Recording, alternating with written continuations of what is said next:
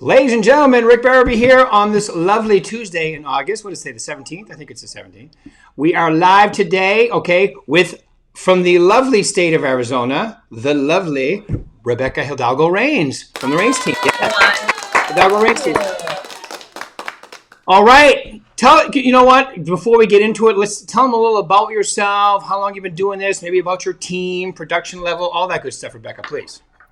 All that good stuff. Well, I've been doing real estate now for 28 years, full time since I started, so 1993. I currently have an office here in Chandler, Arizona. So if you have any leads for the Southeast Valley of Arizona, send them my way. My husband and I work together, and it's been fabulous. Our team last year produced $100 million in sales, just over, with just under 20 agents, not all of which are full time. And it's been a fun ride. This year in particular has been especially fun in the record books. Yeah. The market is an interesting market right now, isn't it? As a matter of fact, we started to talk about that a little bit before before we get on here live. So tell us all about that. What do you see out there? What's happening? Well, I'm glad you asked, Rick. I just did my own podcast last week on this, and I titled it "The Tides of Change Are Coming."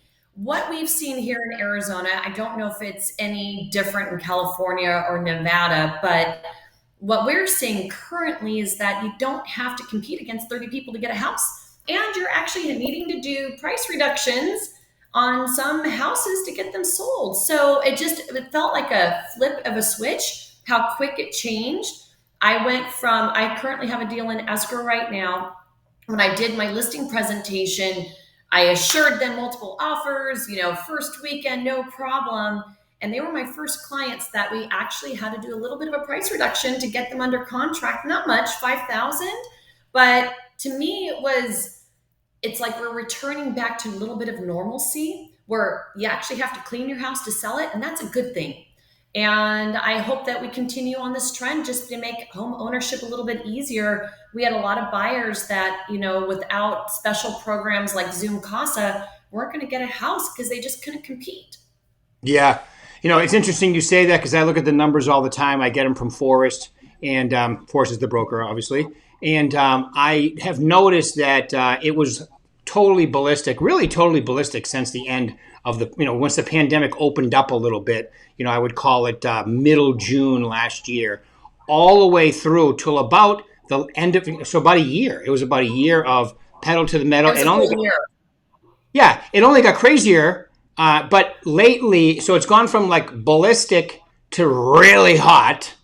All right. But I've noticed lately, the last few weeks, especially since kids back in school, the inventory is starting to level off again, and the pendings are starting to go back up.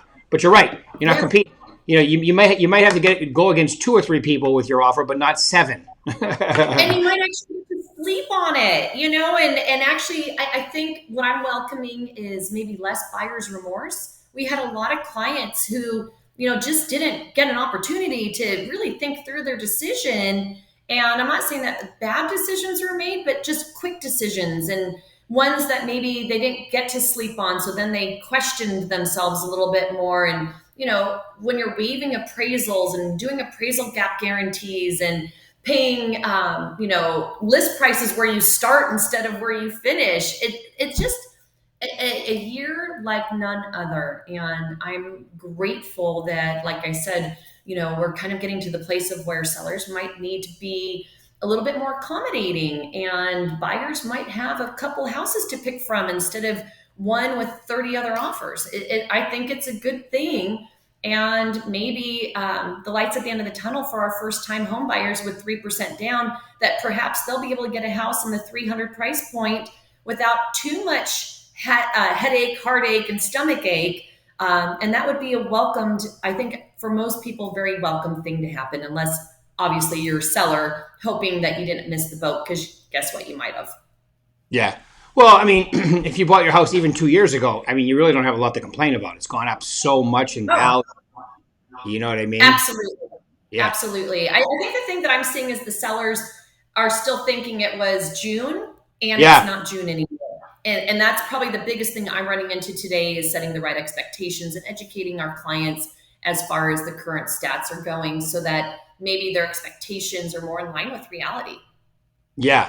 Yeah. They've gone from spoiled, completely spoiled, rotten to treated very well. Yeah. I would say it is interesting seeing the mind shift as people are kind of getting the changes that are happening. So I have both some buyers that are kind of sitting back, waiting to see. I don't personally believe prices are going to drop, at least not in Arizona, because the demand is still so high and we have such little inventory here. But people want to wait and see if that's the case, and if that's the case, then hopefully we'll kind of get back to a more normal market by the end of the year. Is my prediction. Yeah, I kind of I think what's going to happen. Well, first off, I agree with your demand. It's kind of like it was on. I think we were dealing with a backlog of people that didn't do anything in early last year because of the whole COVID situation. Then you have the whole California. I don't want to call it mass exodus, but a lot of people from the Bay Area, from Orange County, from the desert, San Diego, are going to your area there, Scottsdale, Phoenix. I mean, it's hot and it's going to continue because not only hot in temperature, hot in real estate market because it's the cost of living, the values, and that's why people are paying so much more. Where they're coming from, these were steel prices for them Right. still. Yeah, Yeah, we had a lot. It seemed when the pandemic very first hit, Washington State, Seattle area, people were moving here, and same with the Bay Area. We've definitely helped our handful of folks. I grew up in San Francisco, so I have a great connection with folks in the Bay Area still.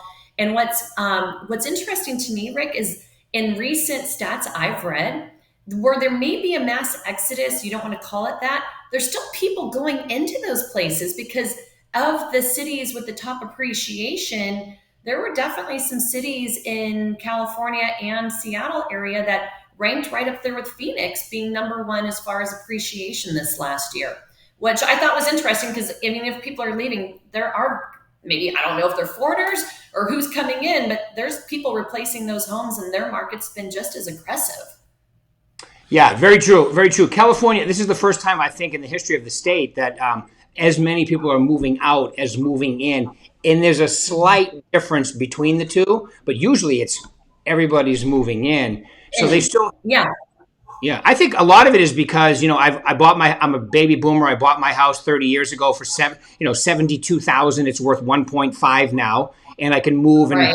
buy a house as nice as mine for half the money and have the rest. So there's all kinds of different reasons, but I think California is still a great place to be. I think Arizona is obviously a great place to be. So I think you're going to see. I think it's going to continue for a while. Myself, the market might stable out a little bit, which I'm still of the theory that this slight tick down could just be a summer thing, like we forgot about last year because we had the We didn't pandemic. have a summer zone. Right, Yeah. the floodgates opened, and then people go, "Well, it didn't happen last July." Well, last July was the best closing month of the year, and Ever. October was Yeah. second. Yeah, so we got all I, kinds of fun stuff going on. I think we sold three-quarters of our production just from July through the end of December of 2020. That's, how crazy it was. But like I said, Rick, I'm really happy about the current numbers and the way the market's looking. It's finally like getting nicer for buyers to make good, solid choices. And I love that. While I still represent a ton of sellers, it's just a matter of educating the sellers that there's nothing wrong with their house if it doesn't sell the first weekend. That's okay. It used to be that it would take maybe 30 days to sell a house, and that was okay too. Yeah, you know what? I'm also thinking that there was a lot of people like when I went to the Apple store lately, and I can't repeat exactly what the young man said to me, but he said, and I'll paraphrase, he goes, "I hate those California buyers. How can you compete with them when they're buying the place cash and paying 30,000 over asking?" So my theory is, especially in Arizona and Nevada, where he's right. It was tough to compete with people coming from Washington and Cal when they have so much extra money and the prices are so much more attractive to them. So I think there's going to be like a second wave of those people that missed out on the last wave that are going to get back into the market, and you'll see some of them buying too. Just my theory based on Oh, what I'm hearing. and you know what, Rick, you're probably totally right. I had buyers tap out. Literally, Right. Rebecca, I can't do this anymore. Get me And out of this cage. they're still in the wings, waiting and watching for when it might get a little easier. And if they come back in, there could be definitely a second wave. You tell me that story about the Apple Store. I will quote. I have current clients in escrow. They're buying a secondary property. They're coming from Southern California, and literally, when I met him, he introduced himself, and I'm like, "Oh, hi, my name's Rebecca. Where are you from?" He's like, "We're from California. Don't hate us." Like literally, it was one word. We're from California. Don't hate us. And I thought that was so funny. I had to repeat it several times because the hate is real. Like Yeah. he was feeling it everywhere he went, to the point of where when he said California, he had to give the "please don't hate me" at the end of it. And he's the sweetest man ever. I would never hate him, but obviously he's running into people like the Apple Store guy everywhere he goes now that he's here in Arizona. And in fact, I had another couple do a video for me. I like using video a lot to get offers accepted. It's one of my smoking, smoking guns, if you will, Yeah. to make sure I get the deal. And in one of my videos, I had people from California also, and they wouldn't talk about coming from California. They mentioned growing up like in the South, I forget, maybe Tennessee or something, because she was afraid the seller wouldn't pick them just because they were from California. We are from France. Yeah. People. We are from France. Don't hate us. You know, that's funny. I think that's hilarious. And all the videos, there's just a lot of like, I personally think it's great that people are moving all over the place. And a lot of it is, there's just so much movement going on for different reasons. And I think it's great. That's why even the bigger house has come back now, because people are going to be working out of their homes. And They need bigger homes now. yeah. So, all right. So all that being said, the market's still pretty healthy. Interest rates are great. The economy seems to be cranking. If somebody really wants to maximize this existence with your experience and so forth, what would be the three most important things you tell them to focus on to really maximize, their real estate career? Okay, so we're talking to other agents right now. And if we're going to talk about the three things, I will tell you, I just did a presentation in Rachel's office in Gilbert here with my husband a couple weeks ago, Rick. And I was the corny lady who brought donuts. I didn't just bring donuts, I brought duck donuts. And there was a story behind Mr. Duck Donuts. I'm not sure if anybody's watching has seen The Donut King. It's actually a documentary right now on Netflix. I don't know if you've seen it, Rick. But No. what I love about the Donut King is he came here from Cambodia with no food, no money, no house, no nothing. And within a handful of years, I think his net worth was like in the millions because of donuts, of all things. But I don't care if you're selling donuts or if you're selling houses. It's an experience that you need to give your clients.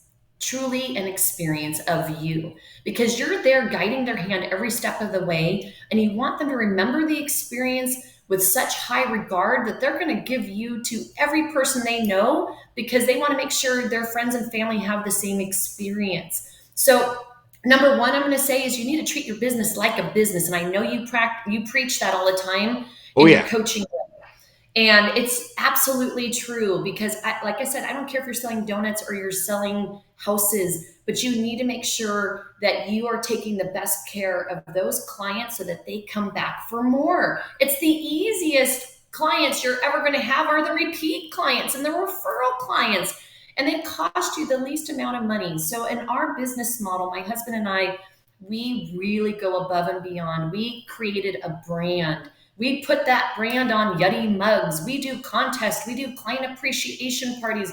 We do customized newsletters with lots of video from yours truly, because when we meet a client for the first time, I know it might come across corny, and this is where it's really important to be as authentic as possible when you're dealing with the general public, is I really do care about our client's experience. And it's not the experience that I have, it's their experience that really matters. And I say that even in a video commercial that I did, because I really do believe it. And it's so imperative that, because I think one of the stats that like 76% of people would use their agent again if they only remembered who they were. Like, shame on you if you don't stay in touch with them after the fact.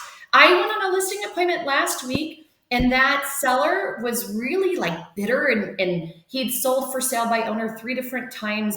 And he went on to tell us how he met this girl at the house, at the open house, and he just thought he'd be nice and let her represent him to buy the house he's in now. And he was so mad that she never gave him a card, never gave him a gift. He said he didn't care about the gift. It was the principle that she didn't stay in touch, and he wasn't about to call her to have her come back and help him when it came time to sell, because she gave him not even a good experience, but a bad one by Right. just not caring. Yeah. And I think a lot of agents, that's why they don't call their past customers and clients, because they didn't go over and above like you just explained. Yeah, it is so critical. And honestly, my business model in 28 years absolutely has been about taking care of people, because you get what you give. I mean, Rick, you've interviewed me before. I start getting on my tangents about just treating people in life and how important it really is to make people know that you really do care about them. And if you don't care about them, then you're in the wrong business, because you should. Right. Yeah. Yes, and you guys make the experience fun, and you guys have a great time. James is a great guy. I've seen you at the Christmas parties with matching dueling. I think there were ugly sweaters one year. You two were. So you like to have fun doing it. You create an experience, like you said. You do a tremendous amount of business where you guys are too. But once again, if you can't have fun and it's not a great experience for the client, then why would they use you, right? Again, especially. Yeah, totally. I mean, I want them coming back for more. I want them making sure their friends and family want to come back for more. I want them fighting over our Yeti mugs at home, which does happen because we give our clients Yeti mugs that are branded, and then the husband takes over the wife's mug, and then we have to hear about how they need another one. And we're like, sure, great, just give us another great review. We're happy to do that for you. And I Uh-huh. mean, anything we can to reward them and keep them coming back. But I think more than anything, is we truly have befriended a lot of our clients, and it's not because Right. we need friends. It's because we really do care about them, and when we close escrow, they miss us, and that's why we continue to do the parties and the contest and the things to keep engaging with them, because A, we do care about them, but B, it's really supported our business in the best kind of way. Awesome. Yeah, you guys have a client appreciation party every year too, don't you? Yeah, we're this year we're going to double up. This Saturday we're actually doing a Paw Patrol movie event, inviting all the littles in our database, and timing it with a contest having to do with taking pictures of your pets and putting them on social media and tagging us. We just try to be creative, and who doesn't love their dog? Like, everybody loves their dog, and we learned that. We call it Best of Show a couple years ago. We gave out trophies, and we had such a huge response that we decided to do it again this year. But this year we dragged it out over the entire summer, just kind of giving my staff a little something extra to do, because they don't have enough to do. I hope they're watching. No. Yeah, You guys. they hear me on the side of the wall. Oh, good. No. Okay. So obviously, treat the client like gold. The customer experience, the client experience is completely incredible. Okay. What would be the next one on your list to make sure they And maximize? this too. Yeah. Remember, I said I started this all off about treating your business as a business. Again, Yeah. I don't care if it's donuts or what it is. You have to leverage yourself and have the right support staff and take care of them. I literally just took my girls to spa day on Friday, and guess what? I got to enjoy myself too while I was at it. But it was rewarding them for their hard work over the summer, and they deserved it. And you really need to take care of your staff, your clients, your colleagues. It always comes back. And that is point number 3, is during this past year of crazy competitiveness. I've talked about this many times over the years, and I still do a mastermind in my office once a week with agents outside of our brokerage, to network and to learn best practices from them, Rick. But also, guess what? Yours truly got a lot of deals in escrow with those agents when deals were hard to have. So you need to make sure that on all fronts, the people that are underneath you, people that are at your level, people that you're serving, that you take care of them, because they will take care of you. You get what you give. Yes. You don't have them play golf, do you?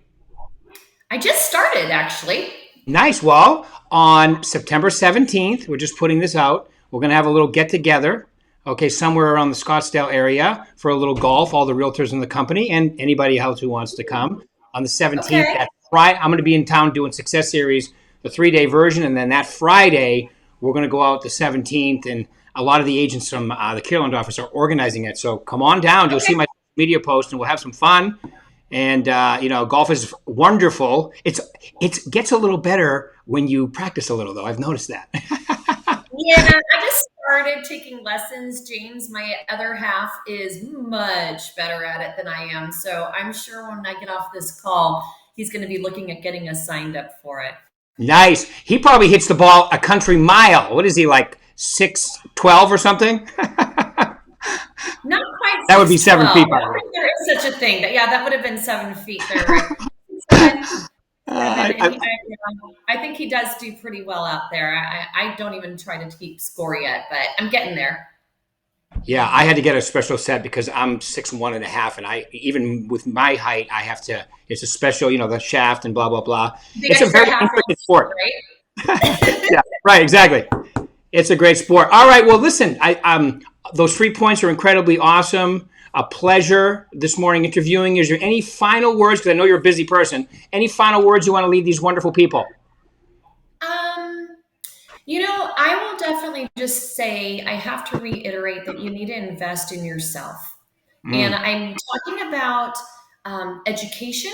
I'm talking about subscriptions to Comfort. I'm talking about bettering your knowledge base so that you can become the source of the source for your clients, for your colleagues, for your staff and employees, whoever's in your sphere. Because I feel that when you can really study the market and know your stuff, that's where you really outshine your competition. And you can't do that if you don't invest in yourself. And I'm talking education, but I'm also talking to self-care and giving yourself the time to charge your own batteries so that you can maybe light the way for others. That is so awesome. I love it. Yeah, and it's, some people, when they hear that, they think, that could be a selfish thing, but it's not. You can't treat anybody with respect unless you treat yourself with respect. And the best investment you have, even with our great brand, Berkshire Hathaway, I think it's incredible. It's completely helpful. It's just amazing how well it works. I call, Warren, I call him Uncle Warren when I'm talking. I've never met the man, but I still, sure. Uncle Warren has set the stage for quite a brand. At the same time, okay, you need to be investing in yourself because, how you treat yourself is how you treat others. And it's very important for you to take care of number one, right? Absolutely. You can't give back if you don't have a full cup yourself. That's right. You can't give back if you're on empty. Yeah. True story. All right, Rebecca, I know you're busy. Say hi to James and the whole crew for me. Keep it rocking. And you are the best. Hope to see you soon. Bye, everybody. Thank you. Thank you.